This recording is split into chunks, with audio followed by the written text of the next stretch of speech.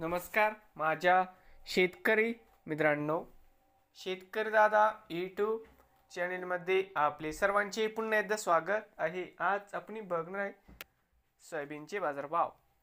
उमरखेड व उमरखेड डँकी या बाजार समितीचे आजची सोयाबीन बाजारभाव।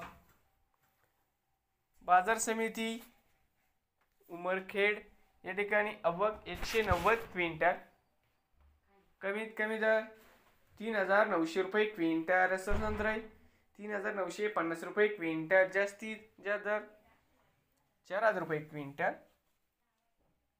बाजार समिती उमरखेड डँकी आवक 370 क्विंटल, कमीत कमी 3900, सरसंत्र 3950, जास्तीत जास्त दर 4000 रुपये क्विंटल।